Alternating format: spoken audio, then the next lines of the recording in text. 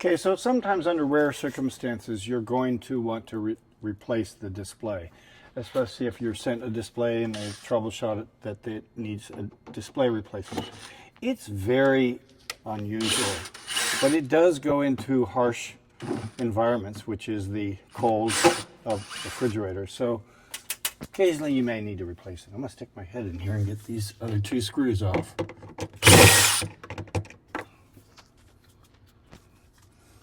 Notice I use a screwdriver because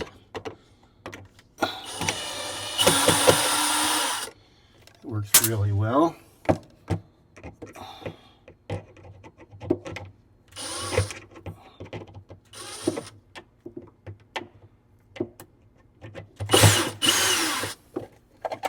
Okay. All right. So as you can see, the display is tucked in there. It's also got a plug that's wrapped a little bit just to keep it tight. Okay, you can keep this or use the tie that it came with, the new one came with. Undo this little clip here, a little detent they would call it. Press there and pull out. And so now you're going to want to separate this from this area.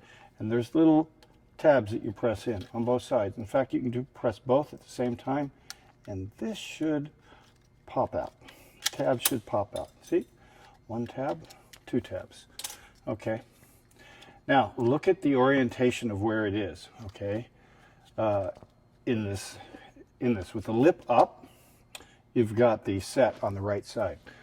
Don't forget that. Also, if you're do-it-yourselfer and you forget stuff, take a picture before you take this out, okay? Also notice that the tab is on the top and going towards the roof, the rating plate on it. So I'm gonna take the old one out, put the new one in. Okay, they come with new yellow tabs. You can choose to use the old ones or the new ones. The squishy thing goes up front, locks it in. Squishy thing, that's what I call it, squishy thing there. Okay, it's locked in. You're ready to put it back together except for just winding this up and putting the tie down on it. Wrapping it up neatly. Remember, this goes this way, so this goes in just like that. Okay, there's a little piece of sticky paper there. Now see, that actually locks in there. And then once you get that in there, let's plug back in. Now the plug only goes in one way. Okay, you can't put it in the other way. It just won't let you. So you can't screw that up. Okay, it's offset. That's the way it's made. Okay, so now I'm going to push this up in here. And in order to get this right, okay, I'm going to put one screw in first, okay? Hopefully you'll be able to see that.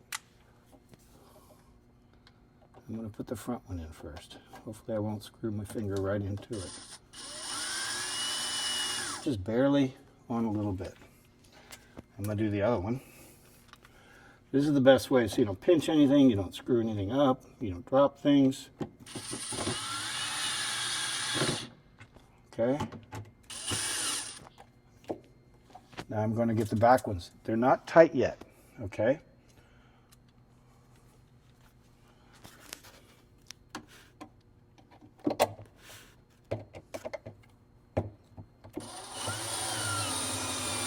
And you may have to worry the screw in at an angle to get it in, because it just may be offset just a little bit by the way the holes are drilled.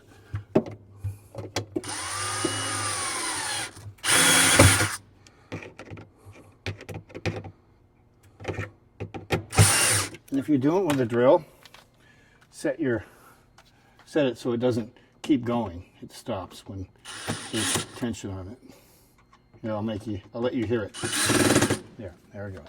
Okay, tension. And that's all there is to replacing this. In the next film, I'm going to show you how to replace the main board that's in the back. Again, it's a rarity, but we want to show our installers and our users.